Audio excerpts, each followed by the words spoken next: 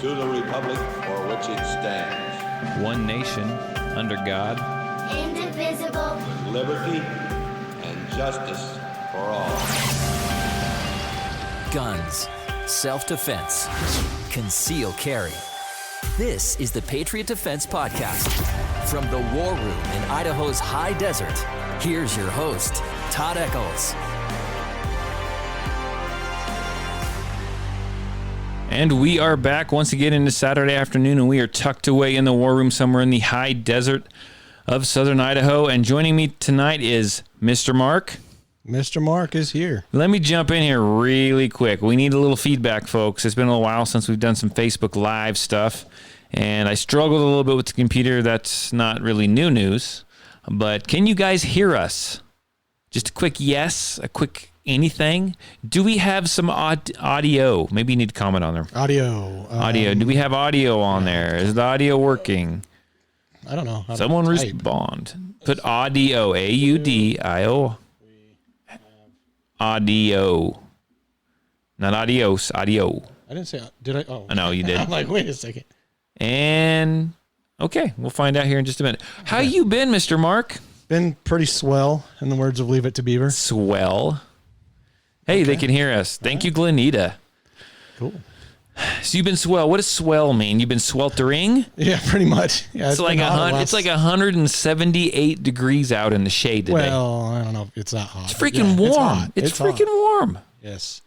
Last few days has been pretty brutal. I'm talking to the guy that's got the fancy new pickup truck with the AC. Yeah, it's blasting on high, too. I got in my truck this afternoon, and I grabbed onto the wheel, and I think I left a piece of my palm on the steering wheel. Yeah. I couldn't even shift. I couldn't do anything. It's freaking hot. So, how's it been at work? It's been... selling guns. Man, it's been a little... Are you selling guns? Do you have guns to sell? We have a little bit of guns. You have a little bit of guns. Not much ammo. I have a little bit of guns, too. Yeah. It's dwindling pretty quickly. A little bit of guns. Oh, right. Yeah, I'll get tickets to the gun show. Tickets to the gun show. Oh, this arm. There's not much there.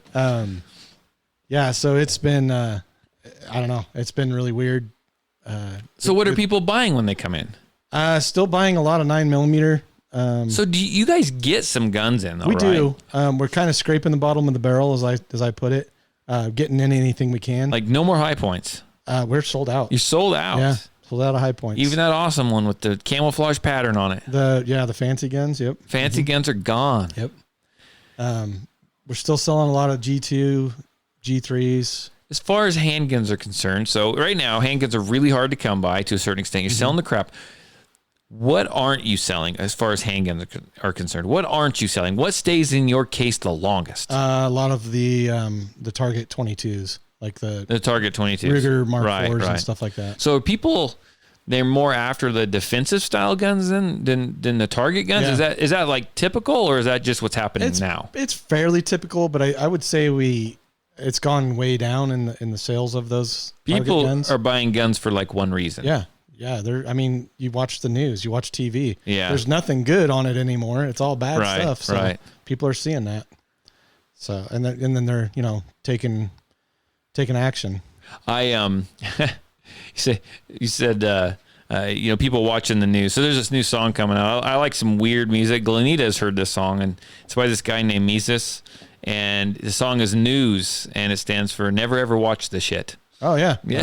That's about right. So I thought that was a pretty good acronym, really. So Target 22s, you guys will eventually sell those, I'm sure. Probably. In fact, it's funny because when you go on like our distributors, we have several distributors we pick from. There's no 9mm available of any kind. Wow. No 40s of any kind.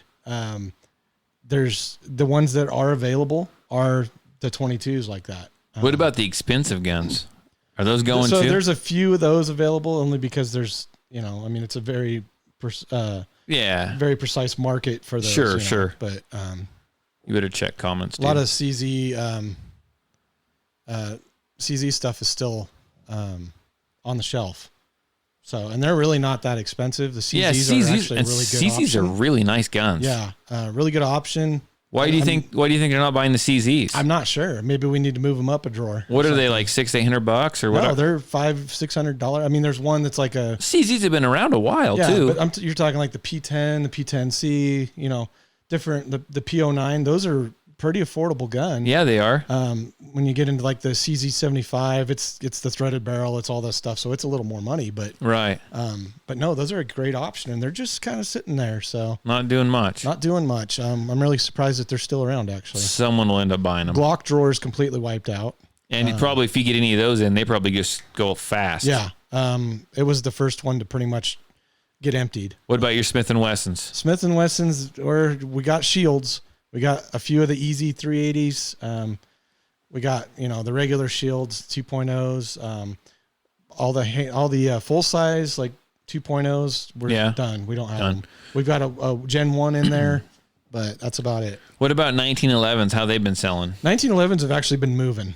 I mean, we've got it, and it's everything. It's Taurus, it's Rock Island, it's Kimbers. We're moving everything. There's only one that's really not moving, and that's that Dan Wesson. That's super nice. But well, I guess when it comes down to it, and guns are hard to find, people are going to start scraping the bottom of the bucket, and they're going to do crazy stuff like buy 1911s. That's crazy. I mean, if that's what you want, I'm on crazy pills. Yeah, I feel like that's on here somewhere. I don't know which one. Is it this one right here? I don't know.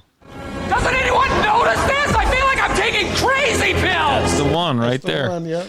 So So I'm trying to think. I was in there the other day. What about your Tauruses?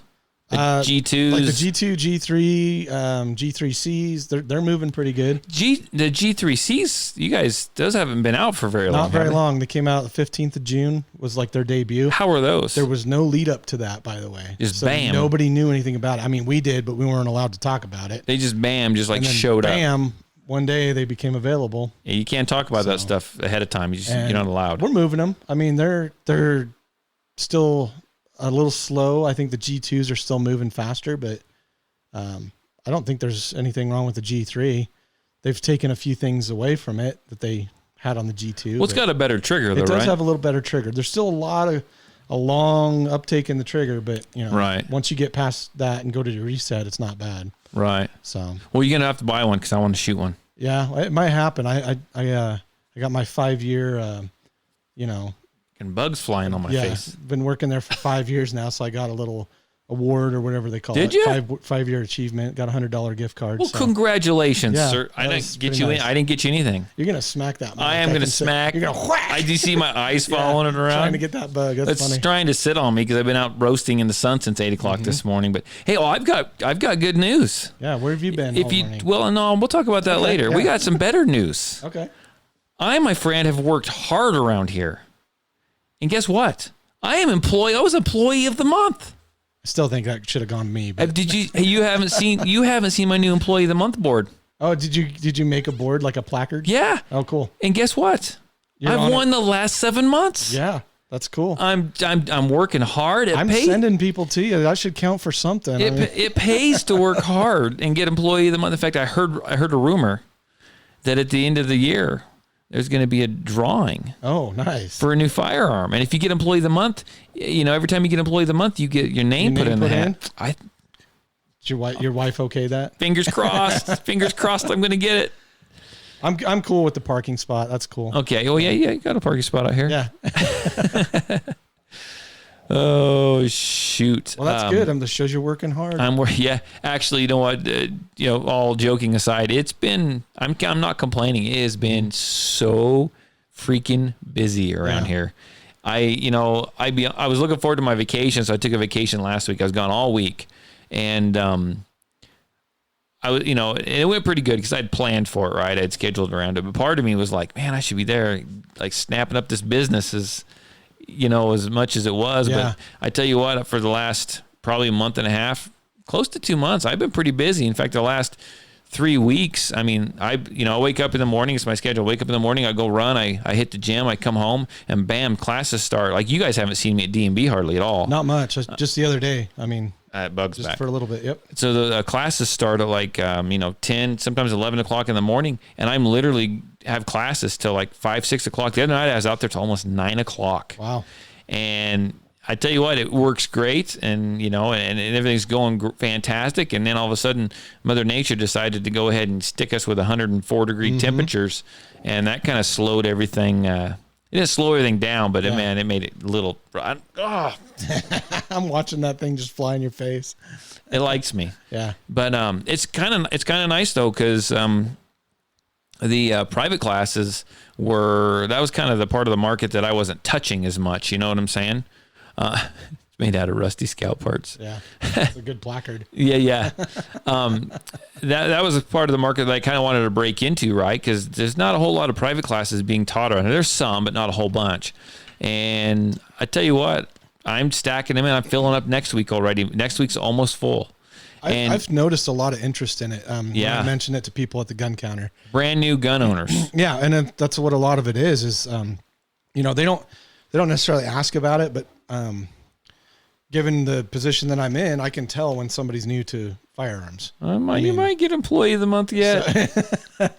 So I usually without them knowing, or sometimes I'll bring it up, that they may need to take classes. And as soon as I mention it, they're right on board with it. Well, I don't know, honestly. I mean, I do quite a bit of advertising for what I can afford. Right. I'll be honest with you. Advertising is not cheap. And so, I do a lot of stuff on Facebook. I do events like I did today. I do the radio show and the podcast. It's a lot of word of mouth, and there's a lot of there's a lot of people that don't know that private classes and stuff like that is even around or is even available, right? I think they think they're just going to buy a gun and they'll kind of figure it out. They might go out to the desert and throw something together and see what happens. But unless, so some of those like new people to the world, new people buying, they just don't know where to look for that stuff. Well, and they don't know where to go. A lot of them don't know where to go to practice. So that's a lot of the reason when they hear about classes, they know, okay, right. Well, they've got a spot where I can shoot, new to it and everything. I kind of, I almost, the other day I gave kind of a free, I want to call it like a 5-minute session, but I'm taking away that Employee of the Month now. Well, no, it was. You're losing it now, but you're going the right direction. You come across someone who's they don't know how to operate the gun. Sure. You want to make them feel comfortable. And, they're looking at buying a gun. I don't want to dissuade them from that. Right. So I try and give them little tips and little, helpful hints on how to operate the gun and how to manipulate the slide and stuff like that. So, within that 5 minute, it probably was like 2 minutes, to be honest with you. She went, it was a lady, she went from, not knowing anything and struggling with, trying to get the slide back, to, being able to take any gun that's any semi-auto in our case and being able to operate it. Right. Which is, a huge thing because some of those guns are a little bit tight on the springs and stuff. Uh-huh. So, but the technique that she was doing helped her out a lot. And that's a lot of what it was her technique was just non-existent. Well, and if you help someone like that and give them a little bit of knowledge, they feel so much more confident and comfortable and not as reserved, and it's just an awesome thing. So I totally get it, and I appreciate that you guys are selling guns and you're also helping people out too, because there's a lot of gun stores out there that would just turn them away. Well, that's what she said. She said, "How come nobody's shown me this?" Yeah. She, we weren't the first gun shop she came to. Why do other gun stores watch me struggle and then they probably go in the back and roll their eyes and talk about me? Because let's be honest, that happens. Right. I'm sure it does. So as long as she wasn't trying to she wasn't trying to lick the gun or do anything weird or pet. You have those people you talk about pet the gun, right? Well, yeah, that was that one guy. That was weird. Yeah. The whole thing is probably really weird. But no, so there's a lot of new gun owners coming in looking for instruction, and I've had a lot of people that are like, "Hey, look, I don't have a gun." I had a lot of people come up to me today, and I'll tell you where I was at later on, but came up to me today and they're like, "Hey, look, I take a class, but I don't have a gun." You know what? No problem. If you provide the ammo or you reimburse me for the ammo. Hey, Peter's on. You reimburse me for the ammo.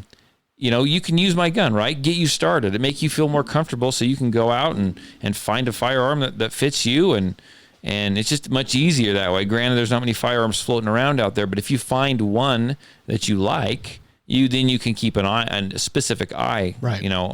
Open for it.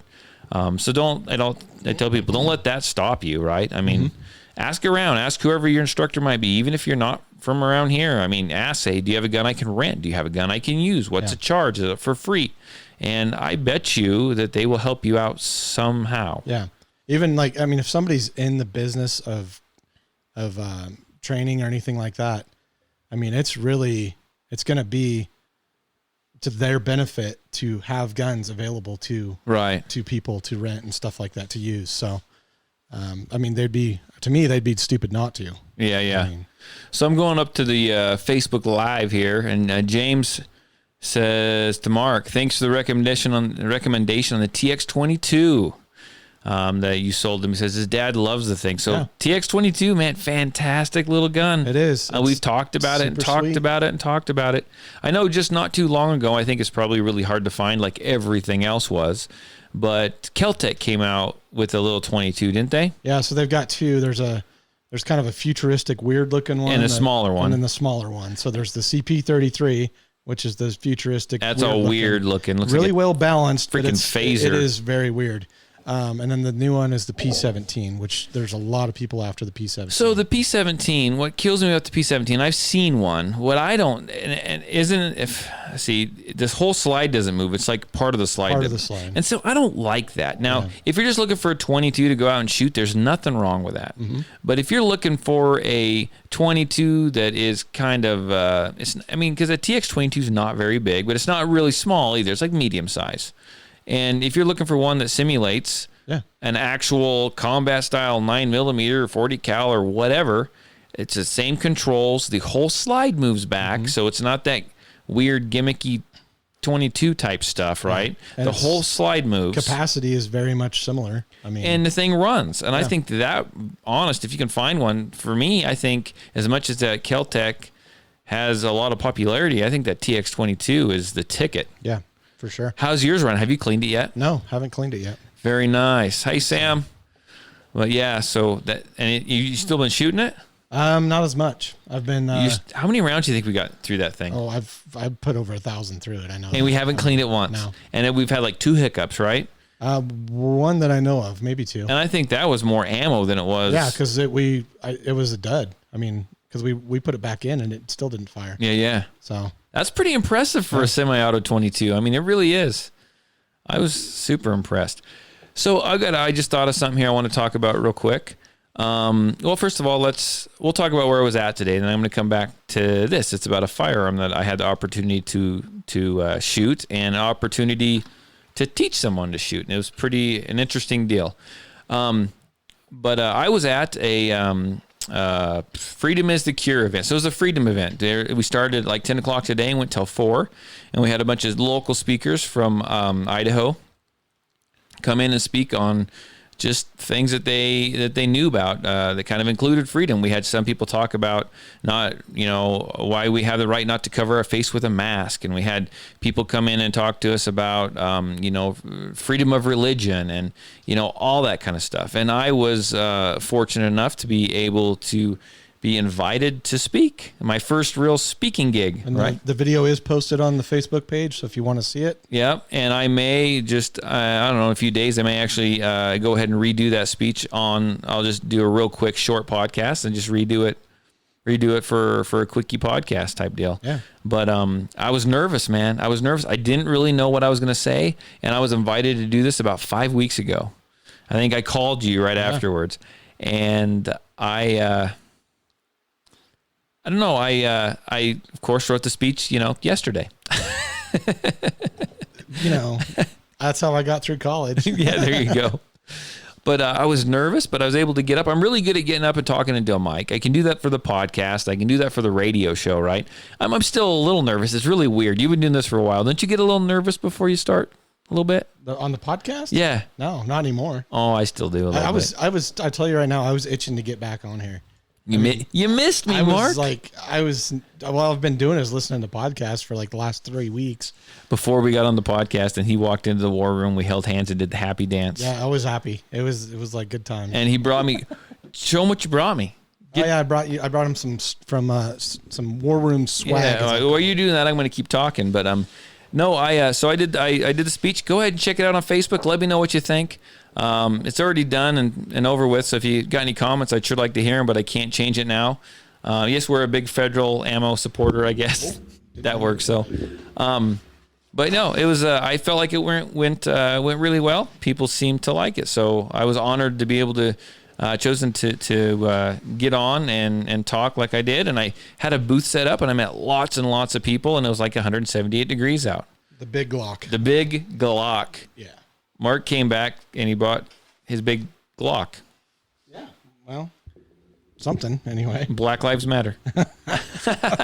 Just kidding. Don't not listen to the podcast. Whoa. So let me tell you this. We were at this freedom event, right?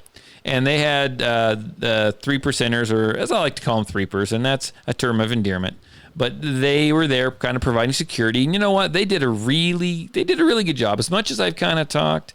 So I want to back this up a little bit too. So I think there's two different groups, or there's been two groups of 3%ers. Okay. I think there was the 3%ers that they kind of went, like imploded and stuff fell apart and money was stolen and stuff not paid. And it was just a big mess. Right. And then I don't know what I just did. We're just hitting everything. I'm hitting everything. But then there is kind of the reorganized type 2%ers. And, they showed up and they were providing security. And I think that it went really, really well. And there was this gentleman that showed up. He was a bigger guy. He showed up, right? We had rumors that there might be some BLM or Antifa or something show up, which I don't think they ever did. I would have seen it, right? But we had this guy show up. James said they did, but what? James, yeah, he says they were there. Oh yeah, I did see a couple of them, I think, on the other side. But I mean, they didn't really cause a stink. Oh. But there was this guy that showed up. He was walking with a purpose. He was walking with a purpose. Big dude, short, and what was crazy was he had on a gorilla mask. Oh, nice. A full-on gorilla mask, rubber gorilla mask with the hair and everything, just pulled over his head. That must have been hot. And it was 197 degrees out there, and the dude's walking with a purpose right through the crowd, headed toward just like he was on a mission, right? Anybody there with their Hawaiian shirts on and stuff? No. No boogaloo's? Okay. No boogaloo. Well, I don't know. James is there. James, you're kind of wearing a Hawaiian shirt. Yeah, I don't know. But anyhow, this guy, so I told the lady, I said, hey, Glenn, you need to check this guy out. He's walking kind of with a purpose here. And already the 3% guys were on top of it, right? And they just followed him. And he ended up being a pretty good guy. I don't know why he was wearing a gorilla mask.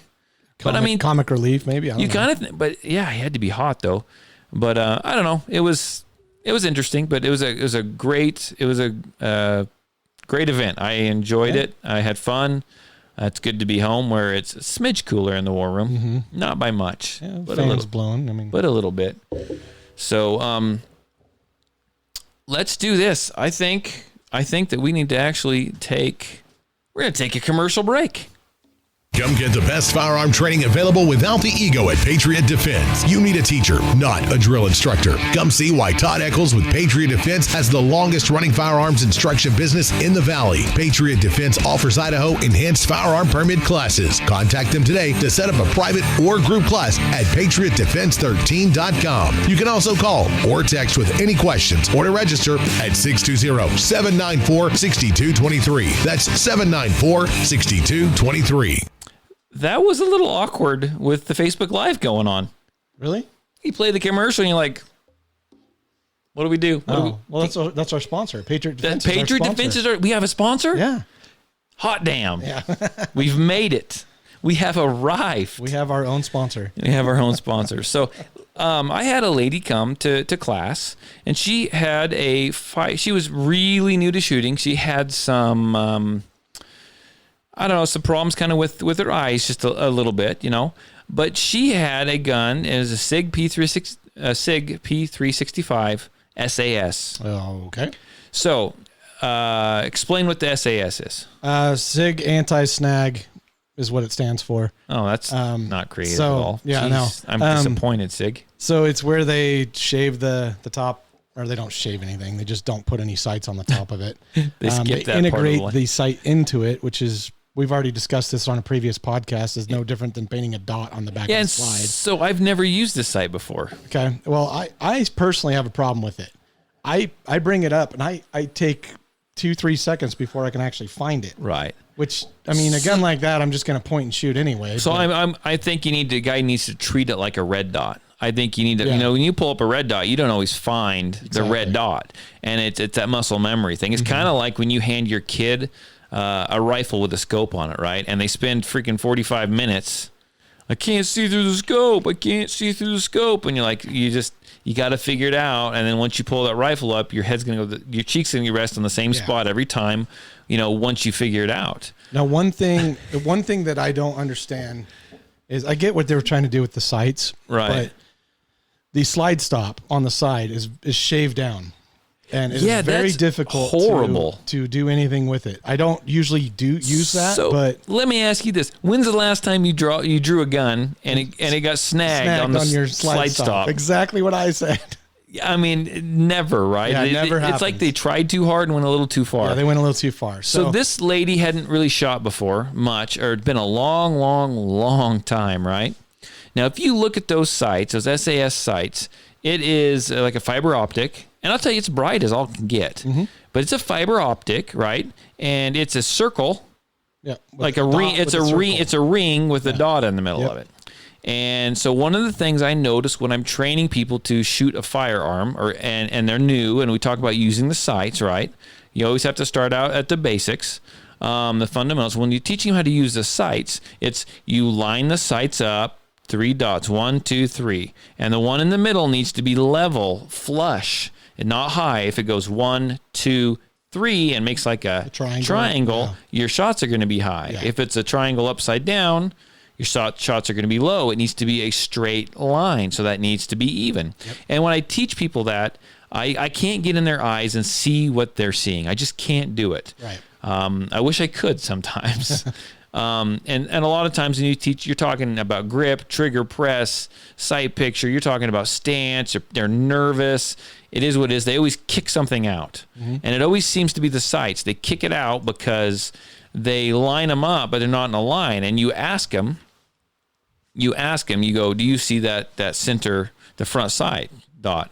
And yeah, it's there. It's in the middle. It is, but they've got it in a triangle, and you got to talk them back down, and then they realize that they're doing that, and they fix it, and everything's good, right? Well, you start out a brand new person with these stupid SAS sights, which I called gimmicky to begin with. Yeah.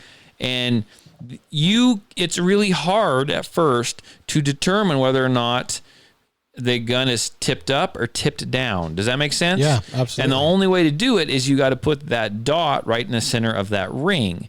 And that sight is difficult anyhow. And then you try to explain that to a newbie, right? And there's not much of a margin for error with that thing. And it's just, as an instructor, someone brand new to shooting, that's like a no-go in my book. You need to, and I'm going to consider it like red dots. You need to learn regular iron sights, and then you can go to something like that. And then you can go to a red dot. And actually, as much as I dog on them, I actually recommended this lady go straight with a red dot. I said, I don't know if they do this. I don't know why they wouldn't. I said, but she's asking, is there anything else I can use for sights? I said, you know what? I said, take this. I said, take that. I said, see if you can get this taken out or covered over, and see if you can get a red dot mounted on this thing. I said, because that's going to be much quicker and much easier for you to learn how to shoot than those stupid SAS sights. That's the biggest. That's the stupidest thing I've ever seen. Well, it's like you said, it's a dot on the back of the slide. You could paint a dot on the back of your gun and it'd be the same thing. Now, I know why she ended up with it. I'm not dogging on her. She was a great lady. It's because guns, you couldn't find guns, and I think it was probably one of the only ones available at that point, right? And she probably went in and said, I want a SIG P365, and they handed that to her because it was the only one they had. Or she went in and said, I need a gun. They showed her that, and she didn't know anything about the sights, and maybe the guy behind the counter, I'm not dogging on him either, but maybe he's never tried to teach anyone, right? I mean, you just don't know. And so I explained to her that honestly, that was more for point shooting. That was more for point shooting, and that's the way it needed to be looked at. It's not beginner sights. It just isn't. Yeah, not at all. It just isn't. And I've got nothing but negative stuff to say about him. I was not impressed. I never have been impressed with those. They make a ported and a non-ported version. Doesn't really make any difference, I don't think. But I think if you're going to get into a SIG 365, either get the regular one. There's a tack pack version, which is nicer. It comes with 12-round magazines, a little longer in the grip, and it'll have a holster and stuff with it. There's the XL, which you can put an optic on. I like the XL. Yeah, and it's got the X series trigger in it too, so it'll be even better. You can't put a it's not ready for a red dot. The other ones, the small ones. No, unless you they might make a conversion, or you might be able to machine the slide or something. Why would they sell a gun that's not ready for a red dot? Because its purpose is a concealed carry gun. It's to conceal. It's not. But to add all this stuff shouldn't at this point in time, shouldn't they all just have that freaking option? There's a lot of them going that way, but I don't believe so. I still prefer a 3-dot sight or an iron sight. I do too, but I mean, what I'm saying is you could have a 3-dot sight and they should have. I feel like if you're spending the money, they should have it already machined or drilled or something. It probably wouldn't cost that much more to just do the machine on it, right? To make it like that, because it just seems weird to me that you would not. I don't know. I'm not saying I'm a red dot guy. Yeah, I'm not a fan of them because people get too reliant on them, and then right. But you think they'd already, if you're spending that kind of money, they'd already come with it available. I see. Aren't the British SAS? Yes, they are. Are they? Yeah. Yeah, the SAS, it's an elite tactical unit. What does SAS stand for the elite tactical unit? Coons will tell you. Coons, yeah. Come on. Drop some knowledge. Drop a knowledge bomb on me. I don't know. Yeah. I don't know. Secret assault service? Something like that. Secret assault service. Well, they were key in I can't remember where it was. Lebanon or whatever. I don't know. Oh, there you go. Some big thing happened and they were jumping from balcony to balcony going and yeah. Are they as stupid as the site? No. Okay. The SAS is definitely Are they cool? Okay. Yeah, they're definitely. I'm just asking. Force to be reckoned with. So I was talking to one of our listeners. Actually, he texted me, James, or we call him Magnum, Special Air Service. That's super. That doesn't make sense, but yeah, I'm sure that's what it is. Because it's British. I mean, what that's British thing? That's as cool of an acronym as the freaking what? That's dumb. Anyhow, James got a red dot. He went out and bought a red dot, and he tried to drink the Kool-Aid, and he doesn't like the Kool-Aid. Okay. He didn't like his red dot. We're on board with. I'm on board with. So am I. Red dots are a little fun, but I don't know. So the only way I think I like a red dot is like on a rifle. I shot that 9mm carbine with that thing was freaking fun with that red dot. I mean, it was fast. Yeah. As far as a handgun, whatever. 9 times out of 10, you're not going to use the sights when you're up close and personal anyway. So I guess none of it really freaking matters. And, I mean, it's that's true. The thing that I don't understand is a lot of these concealed carry handguns are up close and personal guns. Then why are we even bitching about the SAS sights? Yeah, I mean, you're gonna if you pull that thing out, you're gonna it's point and shoot. Right. I mean, you and Dean did that deal, over here in the other room. Yeah. So over here in the other room, and he didn't really have time to aim at you. No, he pretty much point and shoot. And he freaking hit me every time. I used to have the bumps and bruises that freaking prove it. So that's kind of. I mean, I just don't get the point of it. Yeah. Did we just run out of stuff to talk about? No. What else? Oh, hey, I want to talk about this. Dry fire practice. Trigger time, right? Dry fire practice. I've been doing a ton of private, and I know, if you've helped anyone learn how to shoot or taught anyone to shoot, it's the one thing that everyone does. I mean, I'm to say 99% of the people have trouble with, and that is squeezing the trigger. That is hard for people to do smoothly, right? Like they're supposed to. They yank the heck out of it.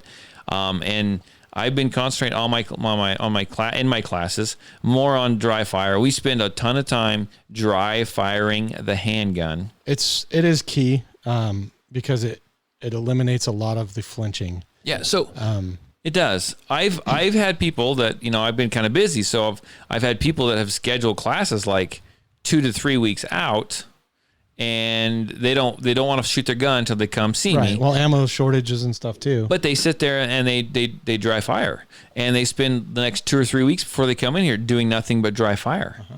And I tell you what, they come in here and they're just hammering the bullseye, the people that do that. Yeah.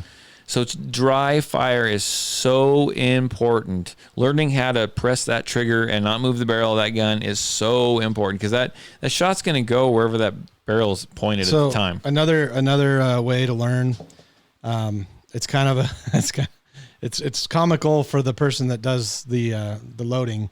I like comical. If you get some snap caps and you load a mag for somebody else, There's some in there. So this is how you do it. So you take their magazine, you load however many rounds you want into it, but mix in a snap cap right in the middle of it. It's fun. And you will see someone flinch like you wouldn't believe. Oh, yeah. Because they'll get to that, they won't know what round it is. Sometimes if you don't even tell them you're doing it, they won't know it's even going to happen. So let's talk about this. We're talking about flinching. So yeah, you need to practice, and you need to know the fundamentals, right? You need to know how to do them well. You need to ingrain them in your muscle memory. I say this all the time. I'm going to say it again. You got to crawl before you can walk, and walk before you can run. But then when you get to the point where you are to the point of learning how to draw the firearm and shoot, okay, the fly likes you now. Yep, it's on me now. We get to the point where you learn to draw the firearm and shoot, and you're up close and personal. You know what? You're not using the sights, and chances are you're shooting pretty darn quick, right? And are you really, at that point in time, are you really squeezing that trigger, or are you jerking that trigger?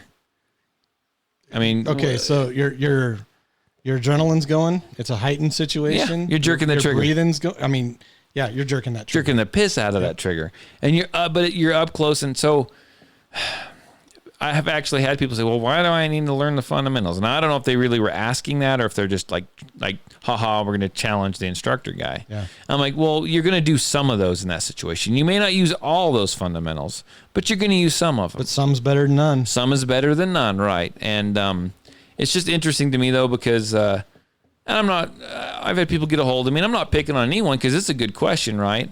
I'm drawing and firing, and I'm shooting and moving, and I'm yanking the heck out of this trigger. Yeah, you always want to work hard, and you always want to get it as, get as good as you can and practice as much as you can, and you always want to try to overcome that. But when you're under stress and you're shooting and moving or drawing and shooting or whatever, yeah, you're probably going to yank the heck out of that trigger. You really are. Yeah. But most of that is up close and personal. And the further away you get, the more time you have, then the more you can take time to do stuff like, use your sights, right? Yeah. I mean, that's what it boils down to. But up close and personal, you are not going to use your sights. If a group of rioters breaks down your gate and, yeah, you're going to wave. Walking by your house, you can just wave the gun. You're going to wave your Walther around. I don't know if that's what kind of gun it don't was. Don't do that.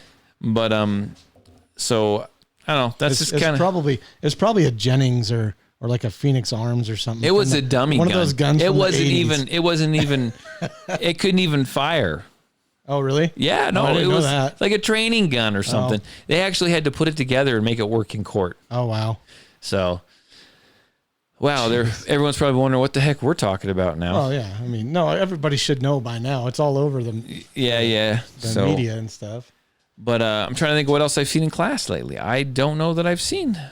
It's just mostly dry fire. Just work on your dry fire. I mean, that's the most important thing to do right now. Ammo is scarce. Ammo is hard to come by, right? There's a lot you can do at home if you know how to draw your gun from your holster. You can unload the gun, take the ammo, clear out of the room, quadruple check the gun, give the gun to someone else, have them check, make sure it's unloaded, and you can practice a lot of things.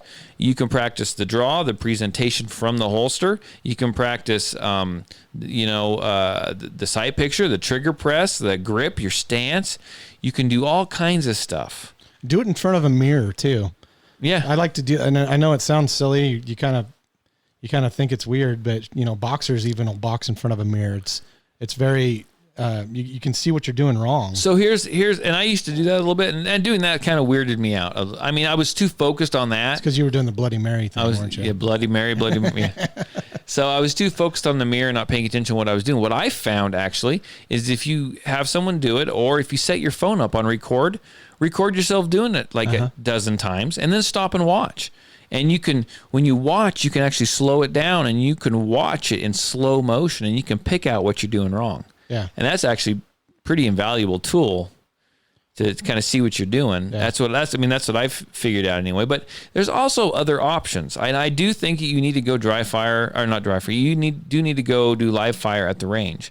But there are, and they were a big thing a while back. I mean, years ago, when concealed carry kind of came to rise, because that was back about when I was in Kansas, I think. Concealed carry got pretty popular.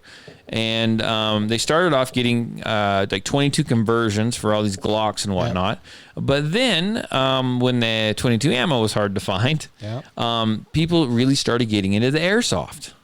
Yeah. And there's some very lifelike airsoft guns. In fact, military simulation. It's MilSim stuff. Yeah, and I actually bought 3 of them. I talked to Mark about it, kind of got your recommendation, because I'd never dealt with any of it before.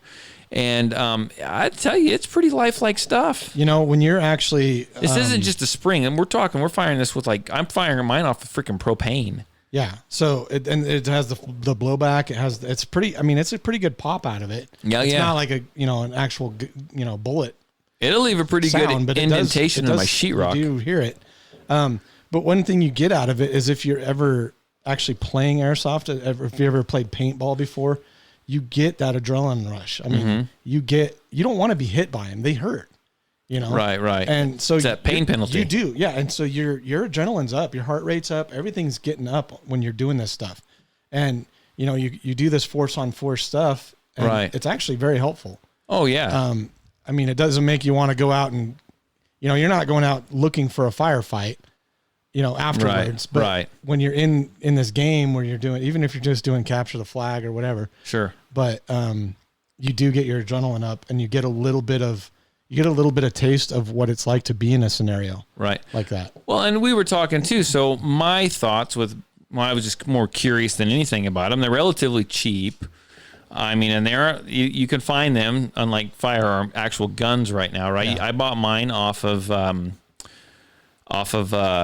Amazon, and I bought them, and they were about $160, $170 each. Mm-hmm. And that's really not that bad. I didn't feel that was too bad. But the reason why I got them is because I was faced with the question. In fact, one of our listeners to the podcast, viewers right now, actually, he would call into the radio show and he'd ask, "What are you going to do when there's no ammo? What can people do? How can people train?" And that question was on my mind. And I was kind of thinking about this, and I talked to some other people. Then I gave you a call, and I settled on airsoft. Now, I don't think that airsoft should totally replace going and having live fire at a shooting range somewhere, because you still need to do that. But the reason why I got it is I can't use it in my permit classes because you have to actually fire 98 rounds. But I can use it in for classes as far as beginners classes, that type of thing, people who want to learn to draw and shoot, and we can do that. So they'll fit into a holster. I got the G19X's. They'll fit right into a holster. They weigh about the same as an actual firearm. The controls are exactly, this thing's licensed by Glock.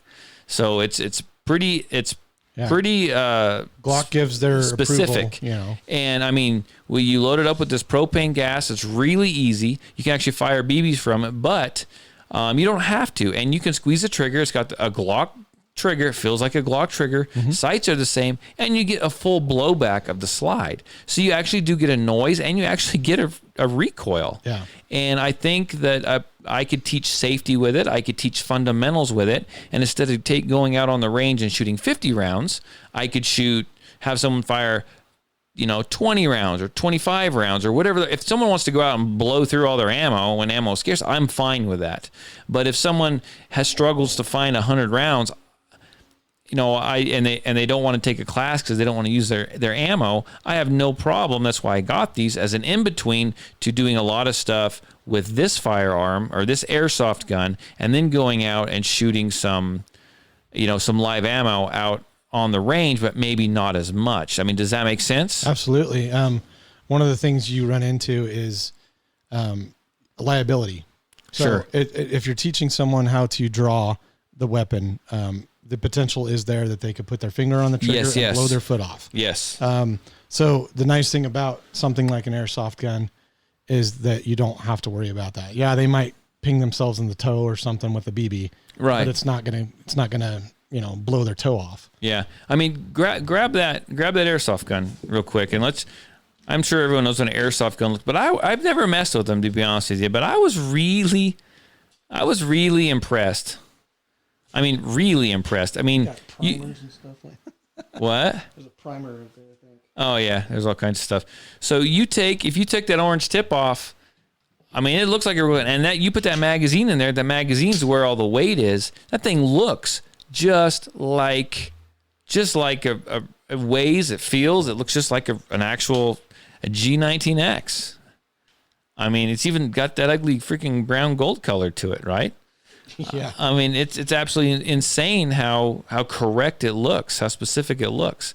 But they work well, and I may have some students shoot some BBs out of them. They aren't necessarily 100% accurate for what they are. They're not bad, but I can still run them without firing a BB, and without firing a BB, and it'll still get the blowback, the action, a little bit of the noise, not the actual noise, a little bit of the noise. And I think it'd be a good step in someone also who was scared of firearms and who was apprehensive about shooting. I use that on the inside, make him comfortable, and then we go out. It's a great simulation. It's an in-between. Yeah.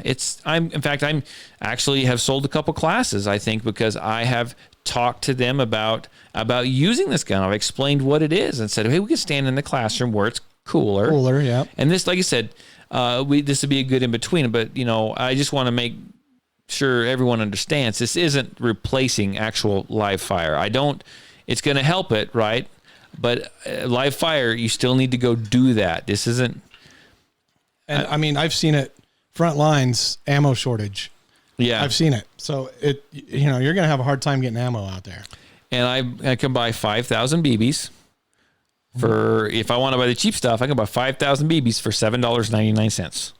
Yeah. I mean, even the expensive stuff's like $18 or something. Yeah. And so one of my friends has a SCAR. It's a FN SCAR simulation, airsoft mil sim. I mean, it's legit. Right. I hate it when he shoots me with it. It hurts. It hurts. Like you wouldn't believe. But so I mean that's kind of what I'm looking at trying to incorporate, trying to use a little bit. As of right now, I've just shot my son with it, but that's fun. yeah, that's fun too. So a big change is coming to my range again.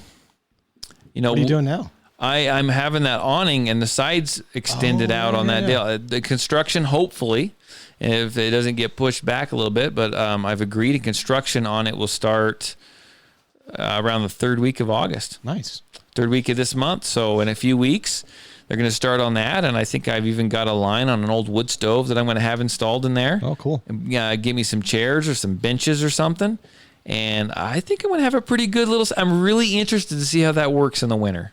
Yeah. So I'm going to build a deck off the front of it, and I'm going to build a big covered. I think I talked to you. Yeah, that'd be cool though. So I'm pretty excited about it. Really, I mean, you need at least just get some scrap 2x4s. Yeah. And make a bench, just so you can shoot like your 22 rifles. I probably like one bench. I probably will. I want to make it.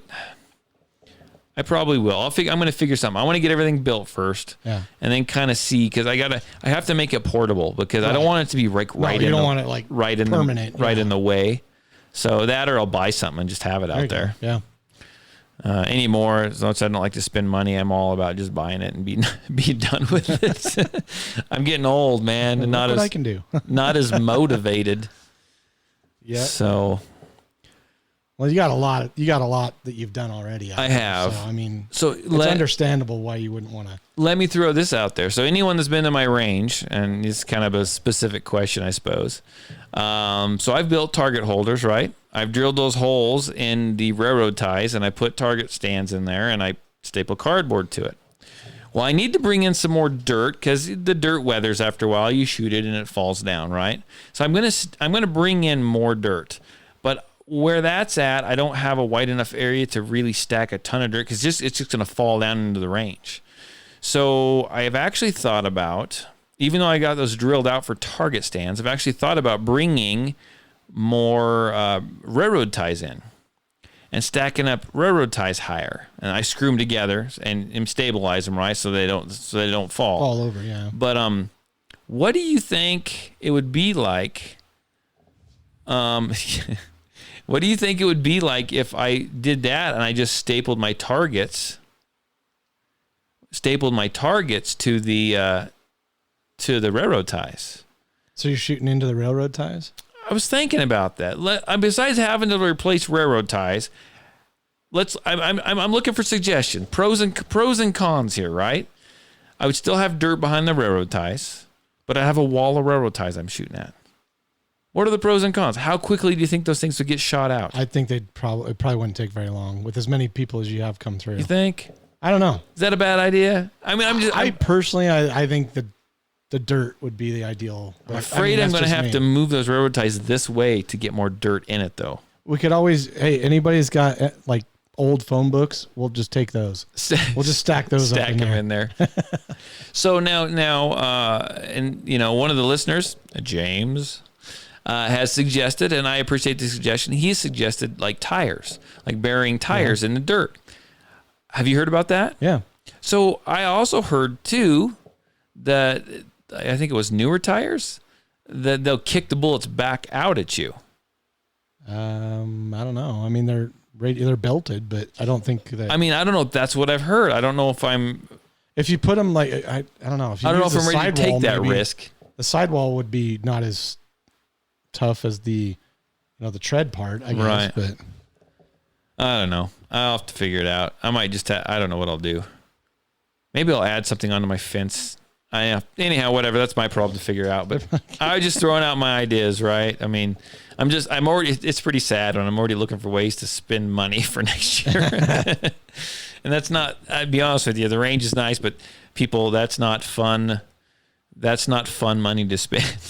That's not like guns. It's not like ammo. It's freaking tires or railroad ties or dirt. Yeah. I mean, that dirt's no fun. No. Who wants to buy dirt? You got to have it, but dirt's no fun, right? Yep. Whatever. Breathing heavy into the microphone. Joe Dirt. I'll be honest with you. I'm about. You look tired. I mean, you've been. Dude, I've been out in the heat all day. And my eyes all bloodshot? Probably are. No, actually, they're not. I am been out in the heat all day. I'm just about toast for the day. But anything else you want to add, sir? Anything? Got any weird gun buyers coming in? Anything? Give me something. Oh my gosh! Come on! It's been like 3 weeks or a month. We're coming across, and this is happening just consistently. See, I knew you had something. It's every day, all day, pretty much. The question of, do you have any 9mm or do you have any 380 or no one ever asks you that. I'm tired. I'm tired of answering it, but I'm going to answer it. I'm gonna just keep on. There are days that we get 9mm. We get your ammo, job. We get stuff in. I don't know when it is. We're trying the best we can to keep stuff in stock. And I know people are getting frustrated. Look at that trigger. Look at that. That's a nice trigger. Look at that finger. Yes, trigger finger discipline there. So we are getting stuff in, but it's taking time. And I don't think this is going to let up anytime soon. What do you think? 2 years? I'm thinking 2 years. Depending on what happens in November.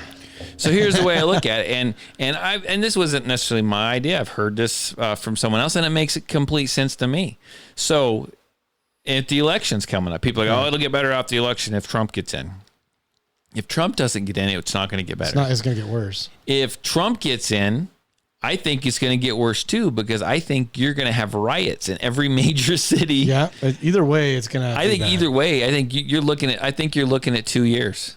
And here's what's happening. So every election year, something like this happens, but you got to couple that with, all this other stuff going on, the rioting and the COVID and all this stuff. So, no toilet paper out there. And so all this stuff together is not a good, it's not a good combination. It's not a good recipe. In fact, it's a recipe for disaster because you can already see it happening. And I know there's people out there that are, yes, you want to go shoot your ammo. You have ammo. Shoot it at Patriot Defense. You want to go shoot it at Patriot Defense. Get as much as you can. And I understand I'll help you shoot it. But I just want to, stress that there are other people out there that want ammo too. Right. So we are limiting to 5 boxes, but if you don't need 5 boxes, just buy 3 boxes. Can I buy it and take it to the car and then come back in and buy 5 more? No, in fact, we're actually looking. Are you looking for that? I'm looking for that. I'm getting kind of mad. Are you looking for it? I stockpiled my ammo. People are doing it though. I did it. People are doing it. They are, and I know they are. My wife will come in and buy some, and I'll buy some too. What are you going to do? Okay. What are you going to do? What are you going to do to stop that? 2 different customers. Well, there's nothing I really can do. But kidding. But I stockpiled all my ammo a long time ago before COVID or any of this even happened. So I'm set. I don't have to worry about it. Look at that. Look at that's what I've made this week. Just 5 minutes here. Tim, hold that freaking box up. Show them. Oh, come on. There we go. That's watch heavy. the bottom fall out of that. Yeah, Don't do that. I don't want do to pick that that shit up. No, so yeah, be conservative. You still need to go shoot a little bit. But you know what? Maybe look into airsoft. Maybe look into something like that because that's going to help as well, right? I mean, it will. It really will. Everything really helps, I think. Anything you can do, I think helps. Right now, you can buy rifles. You can buy rifle ammo. Mm-hmm. We're getting in some really neat rifles right now. Stuff that, it's all new to the market. There's some new Tika Veils that are really cool. I'm digging some of the rifles that are coming in right now. So you can go out. It's not like shooting a handgun, but you can go buy some rifle ammo. You can go get your rifle and you can go shoot, and that's going to give you like trigger press. That's going to, that kind of stuff. And it's still going to give you that satisfaction. There's a lot of times that I get, I need trigger time is what I call it. And, right. Playing video games is not giving me the satisfaction that it does going out to the range and actually getting it done. Right. So anything you can do. Doesn't matter if it's handguns or rifles or whatever. Go buy a Mantis X. Yeah. Go buy something like that. And you can compete. We've talked about Mantis X numerous times on this podcast. Go buy something like that. I don't know what that was. Get rid of it. Okay. Buy. Not sure. And gone. Okay. But I like Morgan's comment on here. It says, dude, you're like Superman. He's referring to me, not you, by the way. Oh, I figured. I'm like Superman. I'm Superman. Morgan, message my wife, tell her I'm Superman. Yeah, like the Christopher Reeve version. And Superman is headed in the house in about 15 minutes and needs his freaking dinner. I need some dinner. There you go. Now, she brought me Subway today. She was a good, nice. She's a good wife. So, yeah. Okay, well, so share the ammo with the rest of everyone else, right? Well, I don't necessarily think you need to, but at least give other people the opportunity to buy it. Yeah, don't be an ammo. Don't hoard it. Don't hoard ammo. I've got my supply. I did it the right way. Don't hoard ammo. This is coming from me, the guy that's got like 4,000 rounds on order. Did it, you've got it. On order. It's not like you don't. It's not like you have it in your. I locked it in. And plus, you go through it because Yeah, I'm looking for surprise Christmas. I want to show up one day and have it sitting on my porch. Yeah, I don't know when Santa Claus will deliver that right. Last I heard, the guy the place that makes it was having a hard time with primers. That's everybody. It's not the ammo itself. It's the components to make it. He says he's got all the components, but he just can't get the primers in. And when he does get them in, he fills whatever order is in the queue.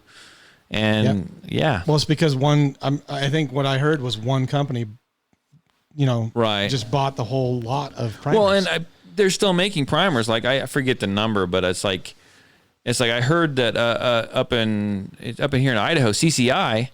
They actually paid their people like double time or some crap like that to work like over all the holidays, the 4th of July and everything, so they could crank out primers and they cranked out like billions of freaking primers. Mm-hmm. But where are they going? Well, they're just I don't know. They're going to the manufacturers of the ammo probably. Yeah. So I probably screwed up ordering a bunch of ammo that hasn't showed up yet because he's probably only getting like 500 primers. And do you think he's filling my orders? No, he's probably filling the 200 round orders. 200 boxes or 200 round orders and not mine. He's probably only getting like 500 to 1,000 I probably screwed myself. And Peter's coming Tuesday at 10. I think I have a class Tuesday at 10. Peter, we'll get you over here. Let's let the weather cool off, and we'll see if we can get Mark, you, and we'll get a bunch of guys. Maybe we'll get some. We need to have a listener shoot. What did I get myself into? Yeah, well, it's already out there. As long as it's the safe ones, I'm cool with it. Yeah, maybe that's what we'll do. What do you guys think about that? We'll have a listener shoot. Those who want to come, we'll just kind of open it up. Well, you've got some on here that they say like top fan. They're labeled top fans. Top or fan. Something. Yeah, right there is one. So Jenny Taylor's a top fan. How do you get to be a top fan? I don't know. She's pretty cool though. She came to watch me today. Jenny came to watch me, and I was in town. I should have stopped by. What the hell, man? Yeah. So anyhow, I think we're about done here. I don't know about you, but it's starting to smell a little funky in here. Locker room. And my headphones are starting to slide off my head. I've got sweat dripping down from mine. Do you? I had to change my shirt like 2 or 3 times might be today. Earwax, I'm not sure. I had to change my shirt like 2 or 3 times today. Dude, it was so freaking hot, dude. Why didn't you just white T-shirt and dump water on it? I should have. Everybody see those Band-Aids. Yeah, my nibbles. Hey, by the way, real quick, guess what? Do you have any 22-250? We got some federal blue box in the other day, and I don't know if it's still there. Okay. My 100-miler canceled. Yeah, I heard about that. Freaking canceled. Are they still Upset. doing the Outlaw? I'm doing the Outlaw. That's this Saturday. Yeah. So 100-miler canceled. I guess I'll have to reschedule, find one for next year. I don't know. Anyhow, sad day for Todd. Damn you, COVID. The fake disease. Top fan. We know Peter. Oh, I didn't. So Mark wasn't in the know. Mark's not in the know. No. But anyhow, if you like the podcast and you listen to it, we appreciate it. We have listeners from all over the country. The world. The galaxy. Everywhere. Maybe I don't know. They listen to us up on Tesla's space shuttle. Sure. Maybe they are. It's probably, it's in the cloud. The freaking maybe they passed it on their way. Yeah, they went right through. There you go. But if you listen to it, I appreciate it. Share it with your family. Share it with your friends. I am Superman.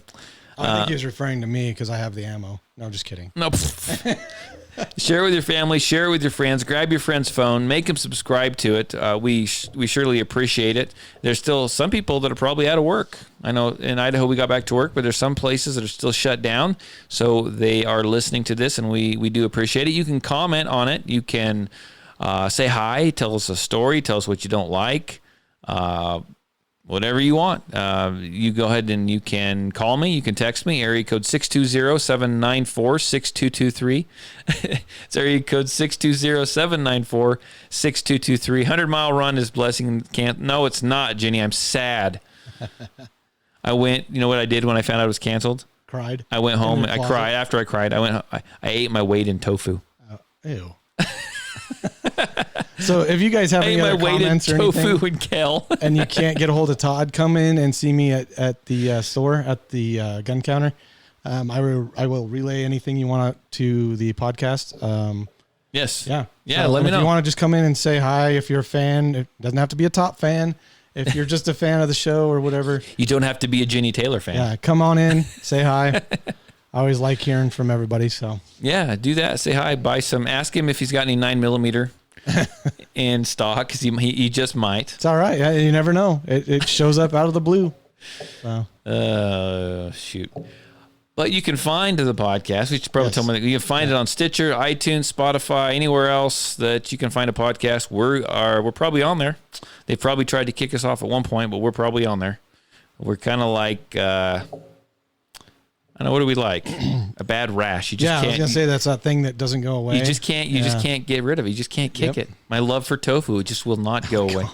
What's wrong but with until then, we will see you guys next week. Thanks for listening, And it's good to be back live on Facebook again, and we've got to do this more often, and maybe I'll surprise you guys with a short little podcast sometime during the week. Have a good week. I'll try and get back on a little more. Yes. Yeah. Have a good week. A few, so. Maybe we will try to. Do you work next Saturday? Probably, but if I'm working early, I'll try and get out here afterwards. Okay, I've got the race, but I should be back home by like 1 or 2. So yeah, because you're gonna fly through it. I'm gonna I get to eat. Smoke it. It's an official. So I'll go out and run 14 miles, and I won't do this, but I will go out and race 14 miles. I'd eat like shit till the next day. I can't wait. Oh wow! Coke and sweet chili Doritos. Oh, okay, Coca-Cola. Coca-Cola. Okay. Gotcha. And tofu. Jenny, you're invited. So until then, I'll see you guys next week. Thanks for listening. Thanks for watching. Bye. Bye.